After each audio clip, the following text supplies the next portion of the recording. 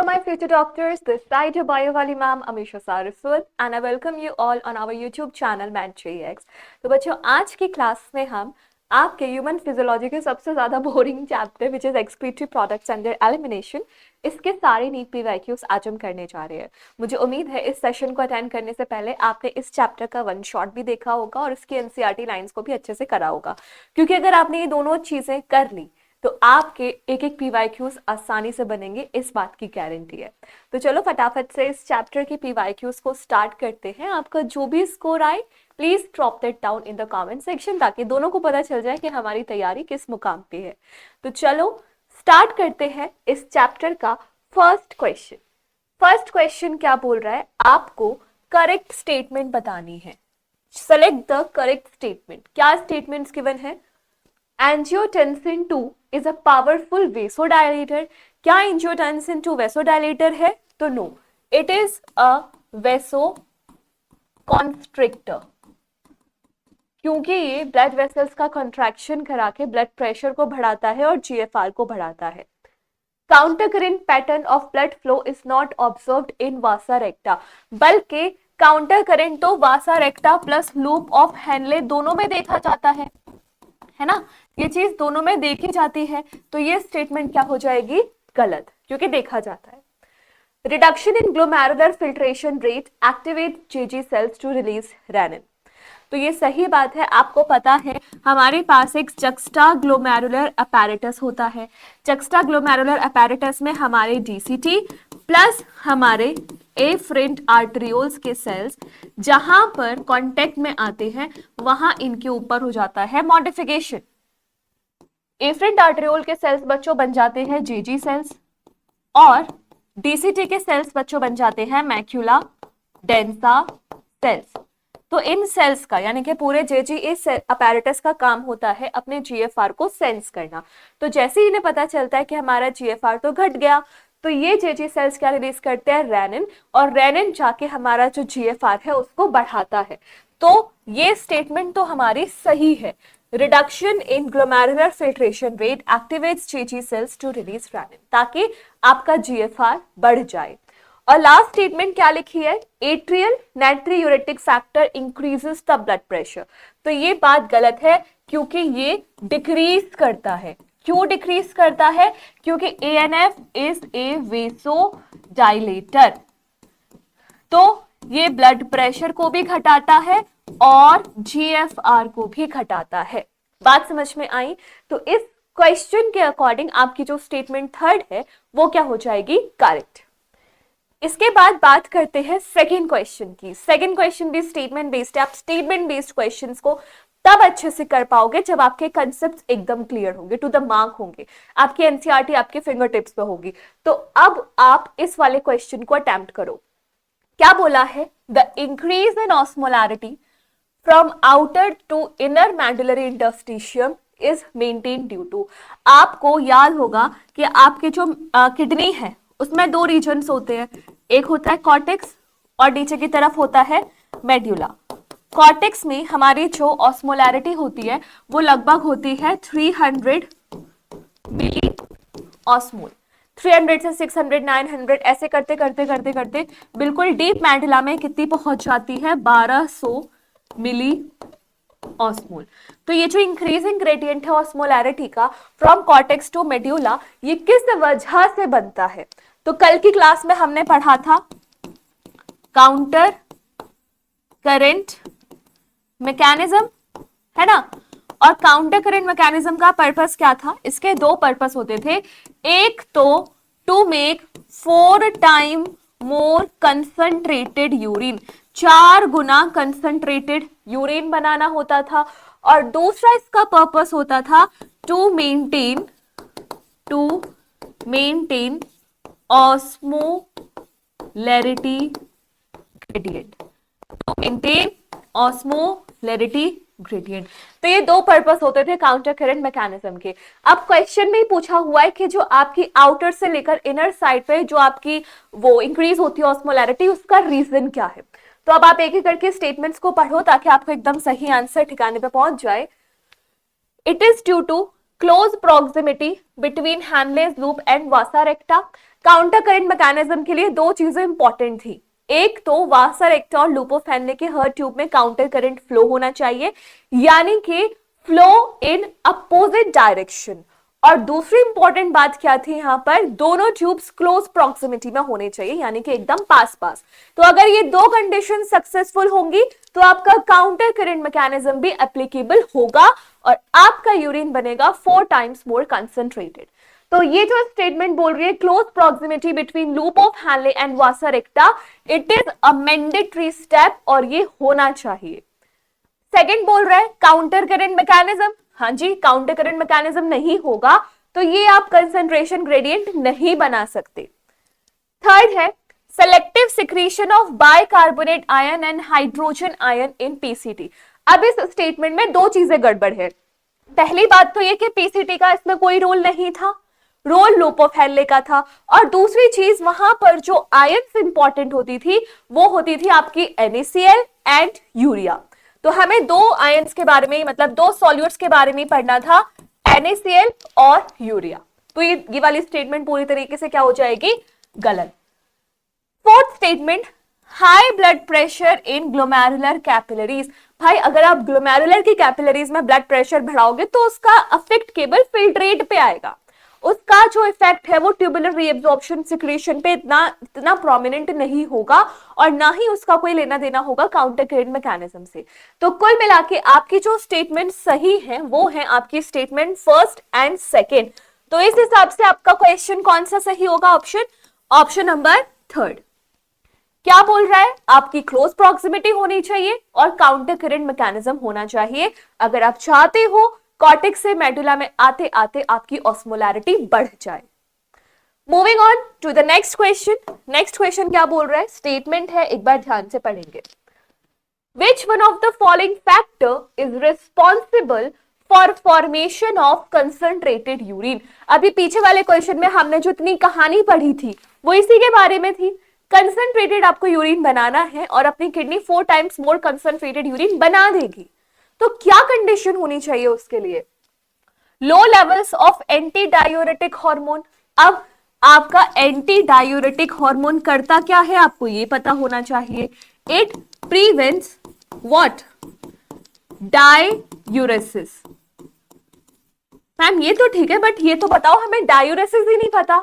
हाँ, तो डायूरेसिस क्या होता है, loss of water from the kidney, मतलब आपके यूरिन में बहुत कंसंट्रेशन होगी आपके पानी की, यानी कि डाइल्यूट यूरिन का फॉर्मेशन। इसको आप सिंपल शब्द में लिख दो, डाइल्यूट यूरिन फॉर्मेशन। तो अगर आपका एडीएच होगा तो आपका यूरिन क्या होगा, कंसंट्रेटेड बनेगा। तो अगर आपके पास लो लेवल्स है एलडीएच एडीएच के, तो एडीएच का अगर लेवल कम हुआ तो डायूरेसिस ज्यादा होगा, यानी कि एडीएच का level is inversely proportional to diuresis. पानी ज्यादा यूरिन से तब निकलेगा जब एडीएच का लेवल कम होगा, अगर एडीएच का लेवल ज्यादा होगा तो डायूरेसिस कम होगा। तो आपको तो बनाना है कंसंट्रेटेड यूरिन, तो उस हिसाब से एडीएच का लेवल ज्यादा होना चाहिए था, तो आपकी स्टेटमेंट 1 हो गई रॉन्ग। सेकंड स्टेटमेंट पढ़ते हैं, maintaining hyper osmolarity towards inner medullary interstitium in the kidney. Hyper osmolarity मतलब सॉल्ट्स की कंसंट्रेशन ज्यादा, और अभी आपने पीछे ही पढ़ा था, देखो यहाँ पे आप मेडुला में आ रहे हो तो मेडुला में आके आपकी ऑस्मोलैरिटी हो गई 1200, जो कि ज्यादा है। तो हाइपर ऑस्मोलैरिटी बनाने से ये होगा, बिल्कुल होगा, काउंटर करंट मैकेनिज्म में हम यही कर रहे थे। तो एक बार इस वाले ऑप्शन को रख लेते हैं पॉज में, क्योंकि अभी हमें थर्ड और फोर्थ ऑप्शन भी पढ़ने हैं। Secretion of erythropoietin by juxtaglomerular complex. इस एरिथ्रोपोइटिन हार्मोन का इस वाले कंसेप्ट से कोई लेना देना नहीं है। Erythropoietin helps in RBC formation, RBC बनाने में काम आता है, ना कि किसी फिल्ट्रेट और यूरिन को बनाने में। Hydrostatic pressure during glomerular filtration. आपका जब ब्लड होता है ग्लोमेरुलस में, बोमेन्स कैप्सूल में आने के लिए उस पर तरह तरह के प्रेशर लगते हैं। जैसे hydrostatic pressure, colloidal osmotic pressure, बहुत सारे प्रेशर लगते हैं जो बस ये बताएंगे कि आपका फिल्ट्रेशन होगा या नहीं होगा, या फिर होगा तो किस रेट से होगा। तो इस वाले स्टेटमेंट का कंसंट्रेटेड यूरिन के बनने में कोई रोल नहीं है। कंसंट्रेटेड यूरिन डिपेंड करेगा ट्यूबुलर रीएब्जॉर्प्शन और सिक्रीशन पे, ठीक है। तो यहां पे जो आपकी सही स्टेटमेंट जाएगी वो जाएगी statement number second, because it is directly or indirectly related to your counter current mechanism whose main purpose is to form a concentrated urine. Clear? Now let's move on to the next question. Again statement आप देख पा रहे हो कि यहाँ पे कोई भी क्वेश्चन ऐसे डायरेक्ट नहीं है उठागे कि आपका वन वर्ड में आंसर आ जाए, स्टेटमेंट बेस्ड है। तो जो आपको सबसे ज्यादा मुश्किल लगता है वही आपको परेशान करेगा नीट में भी। तो बहुत इंपॉर्टेंट है कि आप इसके सारे कंसेप्ट्स को एकदम स्ट्रॉन्ग कर लो ताकि क्वेश्चन कहीं से भी आए आपसे सारे क्वेश्चन बन जाए। तो चलो स्टेटमेंट्स पढ़ते हैं। Use of an artificial kidney during hemodialysis में रिजल्ट इन, क्या होगा हीमोडायलिसिस से? Nitrogenous waste buildup in the body. क्या नाइट्रोजनस वेस्ट बिल्डअप होगा? नहीं, बल्कि ये तो आपको ट्रीट करने में हेल्प करता है यूरेमिया। भाई किडनी फेल हो गई है तभी तो आपकी बॉडी के ब्लड में यूरिया का कंसंट्रेशन बढ़ा हुआ है, उसी को हटाने के लिए आप हीमोडायलिसिस करा रहे हो। तो उसके यूज से आपकी बॉडी में नाइट्रोजनस वेस्ट कैसे बढ़ेगा? वो तो एक्सक्रीट आउट होगा। तो first statement is wrong. Second, non elimination of access potassium ions, आपकी बॉडी में जो पोटेशियम आयंस है वो एलिमिनेट नहीं हो पाएंगी। क्या ऐसा हो सकता है? या फिर हम ऐसा भी कर सकते हैं कि हीमोडायलिसिस फ्लूइड में आप पोटेशियम का लेवल हटा दो, हटा ही दो, तो पोटेशियम तो अपने आप आने लगेगा क्योंकि सेलोफेन ट्यूब है, सेमी परमिएबल है, चीजें चली जाएंगी पैसिव डिफ्यूजन से। तो आप ऐसा कर सकते हो, पोटेशियम आयंस को हटा सकते हो, आपको बस उसका कंसंट्रेशन ग्रेडियंट लगाना पड़ेगा। बट ठीक है, थर्ड ऑप्शन देखते हैं क्या बोल रहा है। Reduced absorption of calcium ions from gastrointestinal tract, इससे आपकी कैल्शियम आयन का एब्जॉर्प्शन कम होगा। क्यों होगा इसको भी सोचते हैं। और रिड्यूस्ड आरबीसी प्रोडक्शन, देखो आपको सबसे पहले फोकस करना है ऑप्शन नंबर 4 पे।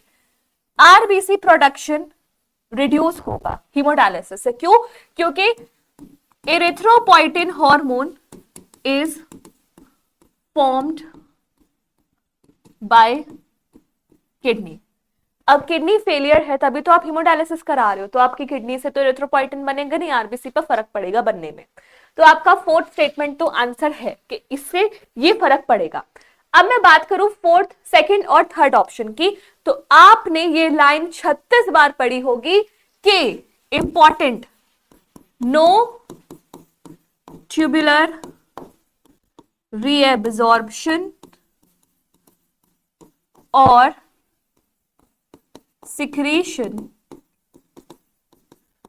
takes place during haemodialysis. Haemodialysis के टाइम पे ना तो कोई ट्यूबुलर रीएब्जॉर्प्शन होता है ना ही कोई ट्यूबुलर सिक्रीशन होता है। तो अब क्या बोलना चाह रही हूं मैं ये बोलना चाह रही हूं कि आपका यूरिया का तो ग्रेडियंट आपने बना दिया, लेकिन हीमोडायलिसिस की फ्लूइड की जो कंसंट्रेशन होती है it is very similar to plasma, plasma ही है एक तरीके से वो। तो वहां पे कैल्शियम आयंस हो, पोटेशियम आयंस हो, किसी का भी एब्जॉर्प्शन सिक्रीशन होना ही नहीं है। अब आप सोचो, आपकी कैल्शियम आयंस को फाइनली किडनी के थ्रू एक्सक्रीट आउट होना चाहिए था मान लो, बट उनका एक्सक्रीशन नहीं हो रहा, वो ब्लड में एज इट इज मेंटेन है, उनका कंसंट्रेशन हाई हो रहा है, तो स्टमक क्यों एब्जॉर्ब करेगा कैल्शियम जब आपके ब्लड में डिमांड ही नहीं है कैल्शियम की, क्योंकि कैल्शियम तो अपना लेवल बना के रखा हुआ है। तो तो स्टमक क्यों करेगा, इंटेस्टाइन क्यों करेगी उसे एब्जॉर्ब? नहीं करेगी। तो reduced absorption of calcium ion from GI tract इसलिए होगा।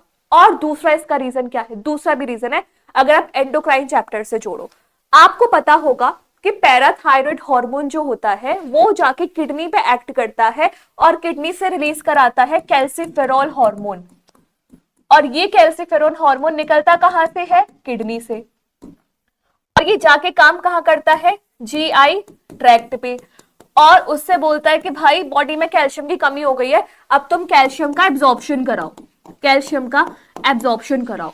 तो जब किडनी है ही नहीं तो किडनी को जगाएगा कौन, किडनी से काम कराएगा कौन, कोई नहीं करा सकता। तो ये हार्मोनल इफेक्ट की वजह से यहाँ पे ये दोनों चीजें नहीं होंगी। अगर मैं बात करी फोर्थ स्टेटमेंट की, तो किडनी नहीं है तो इरिथ्रोपोइटिन नहीं है, इरिथ्रोपोइटिन नहीं है तो आरबीसी का फॉर्मेशन नहीं है। और अगर मैं थर्ड स्टेटमेंट को जोड़ू हार्मोनल वाले चैप्टर से, तो आपको याद रखना है कि PTH hormone, parathyroid hormone, kidney पे जाके कैल्सिफेरोल हार्मोन रिलीज करवाता है, जो जीआई ट्रैक्ट में जाके इंटेस्टाइन से बोलता है कैल्शियम का एब्जॉर्प्शन करो। तो किडनी नहीं है तो ये काम ही नहीं होगा। तो आपकी थर्ड और फोर्थ स्टेटमेंट्स नहीं होंगी। ठीक है, तो आपका जो सही आंसर जाएगा वो क्या जाएगा, option number 3, that is C and D. Clear? अच्छा क्वेश्चन है ये, क्योंकि ये क्वेश्चन मल्टीपल चैप्टर्स को इंटीग्रेट करता है और ऐसे ही क्वेश्चंस नीट में बहुत अच्छे से पूछे जाते हैं जो आपके मार्क्स को ऊपर नीचे कर सकते हैं। So you need to be very focused and you need to have a multidisciplinary या मल्टी चैप्टर अप्रोच। अगला सवाल मैचिंग है, ये डिसऑर्डर से रिलेटेड मैचिंग है, बहुत सिंपल है, एक बार करके देखो क्या आंसर आना चाहिए इसका, फिर मैं बताती हूँ। ग्लाइकोसूरिया है, ये ए है, गॉट है, रिनल कैल्कुलाई है, ग्लोमेरुलोनेफ्राइटिस है। रिनल कैल्कुलाई आपको पता होगा किडनी स्टोन्स है। ठीक है, तो एक बार अटेम्प्ट करते हैं क्वेश्चन को। ग्लाइकोसूरिया, इसका मतलब होता है ग्लूकोज का लेवल यूरिन में बढ़ जाना, क्योंकि आपको पता है कि पीसीटी में आपके ग्लूकोज का तो रीअब्जॉर्प्शन हो जाता है, मीठा यूरिन थोड़ा ना बनता है। अगर यूरिन में ग्लूकोज आ गया यानी कि person is suffering from diabetes mellitus, है ना। तो glycosuria means presence of glucose in urine. Gout, gout is accumulation of uric acid crystals in the joint. Renal कैल्कुलाई क्या है, मास ऑफ क्रिस्टलाइज्ड सॉल्ट्स, जैसे कि एग्जांपल ऑक्सलेट्स, ऑक्सलेट्स के जो crystals बन जाते हैं वो भी बनाते हैं। And glomerulonephritis is inflammation of glomeruli. तो क्या चला जाएगा आपका ऑप्शन, ए का फोर्थ, ए का फोर्थ, बी का 1, सी का 2 एंड डी का 3, यानी कि option number fourth is the right answer. Clear? चलो अब बढ़ते हैं नेक्स्ट क्वेश्चन पे, देखते हैं नेक्स्ट क्वेश्चन क्या बोल रहा है। अगेन आपके सामने एक मैचिंग है। ठीक है, तो मैचिंग से सिंपल तो कुछ नहीं होता अगर आपने पढ़ा हुआ है तो बोलते हैं, बात करते हैं। ये ए है, ठीक है, ultra filtration, Henle's loop, ureter, urinary bladder, proximal convoluted tubules, concentration of urine transport. अब देखो आपके सामने ना अल्ट्रा फिल्ट्रेशन सुन दिया आना चाहिए था यार, ग्लोमेरुलस, ग्लोमेरुलस तो ऑप्शन में है ही नहीं, तो अब आप क्या करोगे, क्वेश्चन को गलत क्लेम करोगे? नहीं, आप उस ऑप्शन से स्टार्ट करो जिसका आपको आता है आंसर, है ना। जैसे कि अगर मैं स्टूडेंट होती, मुझे कंफ्यूजन हो जाता तो मैं कैसे करती। देखो स्टोरेज ऑफ यूरिन मुझे पता है, कौन जाएगा, urinary bladder. Transport of urine मुझे पता है, कौन जाएगा, यूरेटर। तो मेरे दो स्टेटमेंट ठीक हो गए। अब मैं इन दोनों को मैच करूंगी कि कोई ऑप्शन से मेरे पास आंसर निकल जाए शायद। तो डी का 3, डी का 3 3 जगह आ रहा है, सी का 2, सी का 2 2 जगह आ रहा है, यानी कि नीचे की दो स्टेटमेंट्स तो खत्म, है ना। अब मेरे पास ए और बी का कॉन्सेप्ट बचा है, और यहां पर तो ऑप्शन में फिफ्थ दिया है, ये फिफ्थ और फोर्थ का गड़बड़ है, इसको आप फोर्थ करो और इसको ये फोर्थ है तो ये 1 होगा, तो ये तो दोनों गलत हो जाएंगी। तो एक काम करो, इसको 1 कर दो और इसको फोर्थ कर दो। ठीक है, ऐसे कर लेते हैं। नाउ कंसंट्रेशन ऑफ यूरिन और अल्ट्रा फिल्ट्रेशन, अगर अल्ट्रा फिल्ट्रेशन को जाना है तो सबसे पहले वो किसके पास जाएगा, प्रॉक्सिमल कन्वोल्यूटेड ट्यूब्यूल के पास। और कंसंट्रेशन ऑफ यूरिन कौन करेगा, अपना हैनलेस लूप। ठीक है, काउंटर करंट मैकेनिज्म में भी हैनलेस लूप का यूज आता है, तो आप ऐसे इसको अटेम्प्ट कर सकते हो। तो आपका जो सही स्टेटमेंट जाएगा वो क्या जाएगा, बी का 1, यानी कि ऑप्शन नंबर फर्स्ट। ठीक है, यहाँ पे थोड़ा सा टाइपिंग एरर आया, इस वजह से फर्स्ट और सेकंड ऑप्शन सेम आए थे, बट ऐसा नहीं होगा। ठीक है, चलो नेक्स्ट क्वेश्चन। फाइनली इतने स्टेटमेंट बेस्ड क्वेश्चन के बाद कुछ वन वर्ड टाइप का आंसर आया, तो जरा इसको भी देखते हैं क्या बोल रहा है। A decrease in blood pressure volume will not cause the release of, किसका रिलीज नहीं होगा अगर डिक्रीज हो गया है ब्लड प्रेशर का।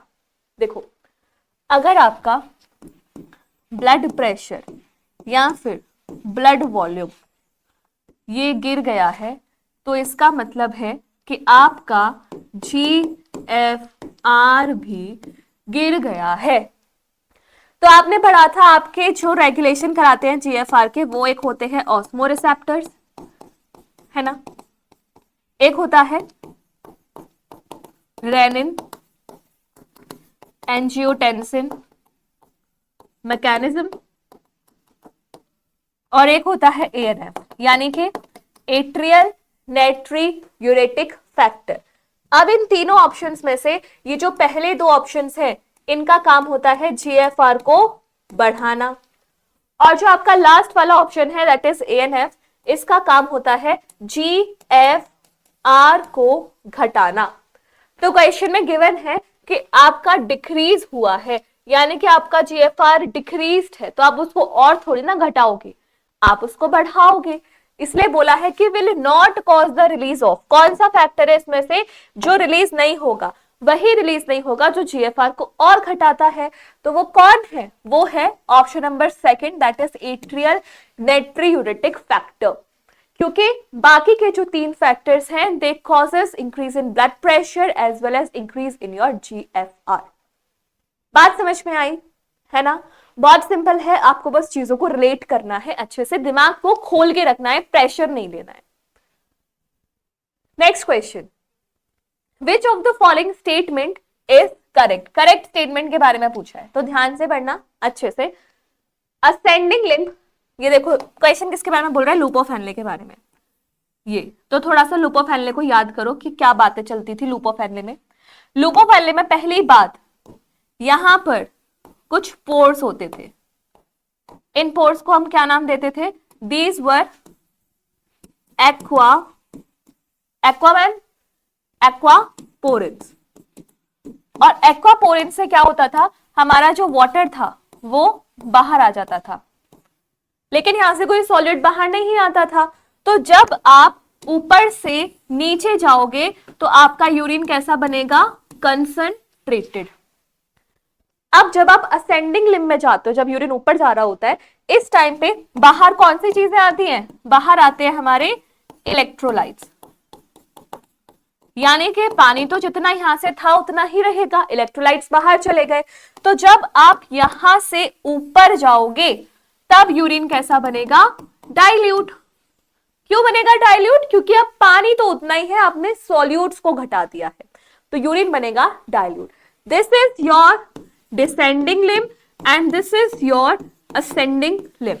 तो अब इस कॉन्सेप्ट पे बेस्ड है ये क्वेश्चन, अब पढ़ोगे आसानी से हो जाएगा। क्या बोल रही है पहली statement, ascending limb of loop of Henle is impermeable to water, यहां से पानी नहीं जाएगा।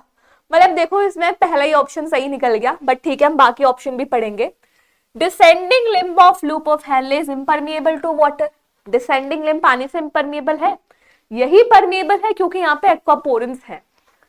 Ascending limb is permeable to water? No, because of absence of aquaporins, it is not permeable to water. Descending limb of loop of Henle is permeable to electrolytes. यहां से electrolytes तो जाते ही नहीं है, तो आपकी स्टेटमेंट 1 क्या है, एकदम करेक्ट। जो आपकी असेंडिंग लिम्ब है, क्योंकि वहां पे एक्वापोरेंस नहीं है, इसलिए पानी के लिए कैसे हो जाती है, इम्परमिएबल। चलो अगला क्वेश्चन देखते हैं, थोड़ा सा दिमाग लगाने वाला क्वेश्चन तुम्हें लग रहा होगा क्योंकि कुछ मैथ्स की न्यूमेरिकल वैल्यूज दे दी है। एक बार इसे अटेम्प्ट करो, मैं आपको इसको अटेम्प्ट करने के लिए देती हूं, कितना टाइम लोगे, आएगा क्या टाइमर? लो भाई टाइमर ही नहीं आ रहा, तो अपने हिसाब से घड़ी लगाओ, और मैं आपको दे रही हूँ 30 सेकेंड्स। 30 सेकेंड्स यूज करो, तब तक मैं इस इरेजर को लाती हूँ, ये खराब हो रही है। बहुत ईजी है, कॉन्सेप्ट लगाओ एक बार, हो जा चल जा चल जा चल जा चल जा चल चल गई। हाँ क्या बोल रहा है, कुछ स्टेटमेंट दी है, which of the following option in view of above statement is correct, क्या सही है। तो पहले तो थोड़ा सा टेबल को देख लेते हैं, क्योंकि दी है तो कुछ मतलब ही दिया होगा। अब प्रोटीन है, ग्लोमेरुलर फिल्ट्रेट में प्रोटीन था 2 ग्राम, रीएब्सॉर्ब हो गया 1.9 ग्राम, यूरिन में बच गया 0.1 ग्राम, यानी कि इसका क्या हुआ है, रीएब्सॉर्प्शन। ठीक है, ग्लूकोज की बात करते हैं। ग्लूकोज फिल्ट्रेट में आया था 162 ग्राम्स, रीएब्जॉर्ब हो गया 162 ग्राम्स, तो यूरिन में कितना आया 0 ग्राम्स। और ये हमारी प्रैक्टिकल प्रिंसिपल पे भी बेस्ड है। एनसीईआरटी बोलती है कि ग्लूकोज है, अमीनो एसिड है, इनका कंप्लीट रीएब्जॉर्प्शन हो जाता है, तो इसका क्या हो गया अगेन रीएब्जॉर्प्शन, लेकिन वो भी सबसे ज्यादा। अब थर्ड है यूरिया। यूरिया फिल्ट्रेट में आया 54 ग्राम्स, रीएब्जॉर्ब हो गया 24 ग्राम्स, बच कितना गया 30 ग्राम्स। तो आपको पता होगा कि पर डे यूरिन में 25 टू 30 ग्राम्स यूरिया आता है। एनसीईआरटी ने ही लिखा हुआ है ना कि per day urea is excreted approximately 25 to 30 grams. तो ये स्टेटमेंट आपकी थर्ड है। फोर्थ क्या बोल रहा है, क्रिएटिनिन। ये 1.6 ग्राम्स आपका आया फिल्ट्रेट में, 0 ग्राम्स इसका रीएब्जॉर्प्शन हुआ और यूरिन में आ गया ये 1.6 ग्राम्स, यानी कि इसका रीएब्जॉर्प्शन नहीं हुआ है। तो अब इस टेबल को हमने डिकोड कर लिया। अब इसके एक बार ऑप्शंस पढ़ो, क्या बोल रहे हैं ऑप्शंस। पहला बोल रहा है glucose is completely reabsorbed, which is very true, वैसे भी थ्योरेटिकली भी और इस टेबल के बेसिस पर भी ट्रू है। तो yes, this statement is right. Urea is partially reabsorbed. देखो यूरिया 54 से 24 रीएब्जॉर्ब हुआ, 30 बाहर निकला, तो पार्शियल रीएब्जॉर्प्शन होता है। आप अगर अपनी प्रिंसिपल्स भी लगाओ तो आपको पता है कि मेडुलरी रीजन में अपनी ऑस्मोलैरिटी को बढ़ाने के लिए कलेक्टिंग डक्ट से यूरिया को रीएब्जॉर्ब कर लिया जाता है, and this urea helps to create a concentrated urine and helps in cyclic activity of counter current mechanism. तो ये स्टेटमेंट भी क्या हो जाएगी, सही। Third statement, proteins are secreted into urine. क्या प्रोटीन्स का सिक्रीशन किया जाता है? तो तुम देख पा रहे हो कि 99% करीब तो वो रीअब्सॉर्ब हो चुका है। और प्रोटीन तो बॉडी के लिए इंपॉर्टेंट है, यूरिन के लिए ऑब्वियसली बॉडी के लिए, तो इसलिए थर्ड स्टेटमेंट क्या हो जाएगी, wrong. Fourth statement, creatinine is secreted into urine. Creatinine को यूरिन में सिक्रेट किया जाता है, बिल्कुल किया जाता है, क्योंकि इसका बिल्कुल भी रीअब्सॉर्प्शन नहीं हुआ। So statement fourth is right. अब क्वेश्चन पूछ रहा है कि बता दो भाई इनमें से कौन सी बातें सही हैं। तो आपकी सही बातें कौन कौन सी हैं? Option A, option B, option D. तो option number fourth is the right answer. ठीक है, इतना बड़ा क्वेश्चन, टेबल को देख के आपको डर लग जाएगा यार ये मैथ्स कैसे घुसा दी, but things are very common. ये आपकी जो आप पढ़े हुए हो, आपने जो लाइंस रटी हुई हैं उसके बेसिस पे आपका दिमाग खुलने वाला क्वेश्चन था। ठीक है, चलो अब बढ़ते हैं अगले क्वेश्चन पे। अगला क्वेश्चन क्या कह रहा है, ध्यान से समझना।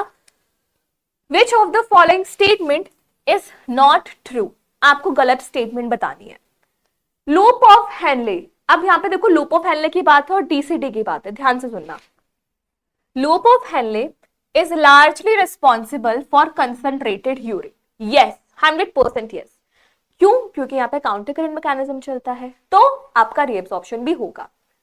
Descending limb of loop of Henle is impermeable to water, solute, sorry, अभी आपने यहाँ पे बनाया था ना, descending limb impermeable to solutes, electrolytes.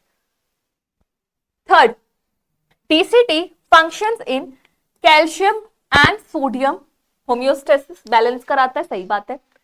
Descending limb of loop of Henle is impermeable to water, इतनी सस्ती सी लाइन है जो बिल्कुल गलत है, क्योंकि डिसेंडिंग लिम्ब में तो आपके क्या होते हैं, एक्वापोरेंस, तो ये सॉल्यूट्स के लिए इम्परमेबल होती है लेकिन पानी के लिए इम्परमेबल नहीं होती। अगला क्वेश्चन देखते हैं क्या बोला जा रहा है। The part of nephron involved in active reabsorption of sodium is, बहुत इंपॉर्टेंट चीज है। एनसीईआरटी बोलती है कि भाई देखो तीन चीजों का तो एक्टिव रीअब्सॉर्प्शन होता है, सोडियम, ग्लूकोज, अमीनो एसिड्स। ऐसा क्यों होता है? क्योंकि आपकी जैसे ये बोमेंस कैप्सूल है, फिर ये आपकी पीसीटी है, तो जब आप पीसीटी में जाओगे ना तो आपको पीसीटी में ये दो चीजें दिखाई देंगी। ये क्या है, क्या है ये? तो ये जो है ये तो है आपका सोडियम ग्लूकोज सिम्पोर्टर, सोडियम ग्लूकोज सिम्पोर्टर, और इसके बगल में जो प्रोटीन है ये है आपका सोडियम अमीनो एसिड सिम्पोर्टर। अब आपको ये मैंने बताया हुआ है वन शॉट में कि सिम्पोर्टर मतलब एक्टिव ट्रांसपोर्ट। तो ये क्या करेगा, ये इधर से सोडियम उठाएगा, इधर से ग्लूकोज उठाएगा और उसको अंदर रीअब्सॉर्ब करा देगा। और वो जाना नहीं चाहते, जबरदस्ती भेज रहा है, जबरदस्ती भेज रहा है, तो ये क्या हो जाएगा, एक्टिव रीअब्सॉर्प्शन। तो यहां से क्या चला गया, यहां से गया सोडियम, यहां से गया ग्लूकोज, तो ग्लूकोज अंदर, सोडियम अंदर। यहां से क्या गया, यहां से गया सोडियम और यहां से गया अमीनो एसिड। तो इन तीनों ही चीजों का क्या हो गया, एक्टिव रीअब्सॉर्प्शन। किस किस का, सोडियम का, ग्लूकोज का, अमीनो एसिड्स का। और ये सारी चीजें कहां हो रही है, ये सारी चीजें हो रही हैं आपकी पीसीटी में। तो कौन सा ऑप्शन सही जाएगा, option number 4, that is proximal convoluted tubule. Clear है, ठीक है। चलो अगला सवाल क्या बोल रहा है, एक बार इसको भी पढ़ के देखते हैं क्या बोल रहा है। In mammals which blood vessel would normally carry largest amount of urea, भर भर के यूरिया किस ब्लड वेसल में होगा। तो आपको मैंने बताया था कि हमारा ये लिवर है ना, लिवर में आप जैसे इधर से आलू डालोगे उधर से सोना निकलेगा, लिवर में आप इधर से अमोनिया डाल दो उधर से यूरिया निकलेगा। अब ये कन्वर्शन कराने के लिए जो साइकिल चलती है उसे हम बोलते हैं ऑर्निथिन साइकिल। बताया था ना वन शॉट में, लिवर में आप अमोनिया डाल के यूरिया बना सकते हो क्योंकि लिवर में चलती है ऑर्निथिन साइकिल। अब क्या होता है, अब क्या होता है, लिवर से एक ब्लड वेसल निकलेगी, है ना, लिवर से एक ब्लड वेसल निकलेगी, उस ब्लड वेसल को आप क्या नाम दोगे, हेपेटिक वीन। तो हेपेटिक वीन का काम क्या है, इस यूरिया को लेके जाना। तो हेपेटिक वीन में ही क्या हो जाएगा, सबसे ज्यादा यूरिया। सो सही आंसर क्या जाएगा आपका, option number 3, hepatic vein. Clear है, हेपेटिक पोर्टल वीन तो बच्चों हेपेटिक पोर्टल सिस्टम में चली जाएगी जहां पे इंटेस्टाइन और लीवर को कनेक्ट किया जाता है। यहां पे आपका जो यूरिया बन रहा है वो हेपेटिक वीन में सबसे ज्यादा होगा। और अगर कल को कोई पूछ ले सबसे कम किस में होगा, यहां तो नहीं पूछा लेकिन इन्हीं ऑप्शन में से है कि सबसे कम किस में होगा। कोई क्या पूछेगा, मैं ही पूछती हूँ तुमसे, बताना मुझे कमेंट सेक्शन में अगर आंसर पता हो तो। Which blood vessel carries least amount of urea, किस में सबसे कम यूरिया होगा, ये आपको आंसर बताना है। ठीक है, चलो दिमाग लगाओ। अगला क्वेश्चन देखते हैं, तब तक हम क्या बोल रहे हैं। अगला question, removal of proximal convoluted tubule from nephron will result. जो भर भर के आपका रीअब्सॉर्प्शन कराता था आपने वही हटा दिया, तो उसको हटाने से क्या होगा, no change in quality and quantity of urine, कोई चेंज नहीं आएगा, ऐसा तो हो ही नहीं सकता। आप ट्यूब्यूल के किसी भी पोर्शन को हटा दो, चेंज तो आना है, तो ये तो गलत हो गया। नाउ नो यूरिन फॉर्मेशन, ये भी गलत हो गया। यूरिन क्यों नहीं बनेगा, फिल्ट्रेट है तो यूरिन भी बनेगा, भले ही सारा फिल्ट्रेट यूरिन में निकल जाए लेकिन यूरिन तो बनेगा। मोर डाइल्यूट यूरिन या मोर कंसंट्रेटेड यूरिन, देखो पीसीटी में ब्रश बॉर्डर क्यूबॉइडल एपिथेलियम था जो मैक्सिमम रीएब्सॉर्प्शन कराता था। अब आपने पीसीटी हटा दी तो रीएब्सॉर्ब कौन करेगा, रीएब्सॉर्प्शन नहीं होगा तो यूरिन कैसा बन जाएगा, dilute. So option number 3 is the right answer. Next question, human urine is usually acidic.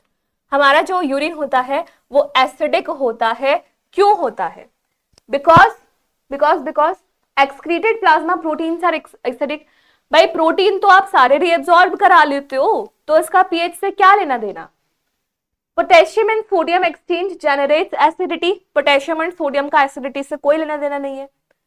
Hydrogen ions are actively secreted into filtrate, या फिर sodium transporter exchange one hydrogen for each sodium in peritubular capillaries. भाई इतना complex नहीं है urine को acidic बनाना, simple सा है, H positive डालो यूरिन एसिडिक बन जाएगा। तो यहां पर आपकी सही स्टेटमेंट कौन सी जाएगी, option number 3।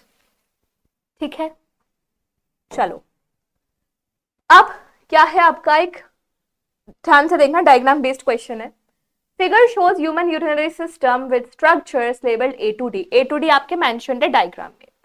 Select the option which correctly identifies them and give their characteristic functions. तो देखो यहां पे है डी, डी है कॉर्टेक्स, तो आपको डायग्राम में दिख रहा है डी कॉर्टेक्स है, outer part of kidney and does not contain any part of nephron. यहां पे इन्होंने ये गड़बड़ कर दी।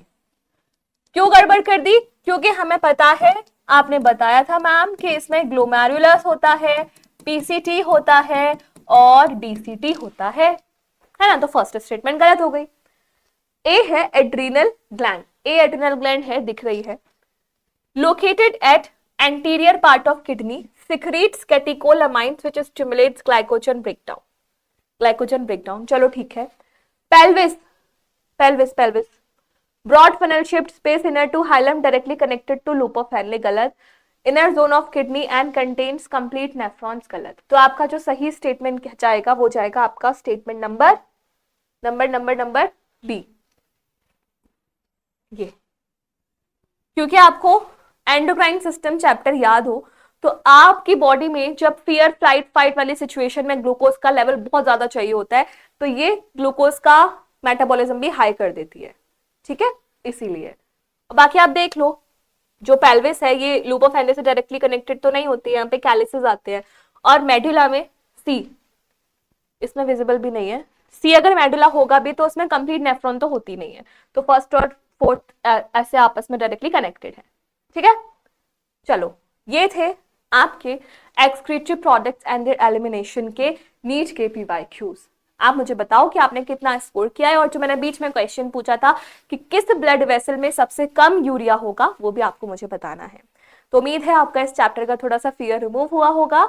अगली क्लास में हम करेंगे लोकोमोशन एंड मूवमेंट के सारी एनसीईआरटी की lines followed by the PYQs. So till then bye bye बच्चों, take care, all the very best.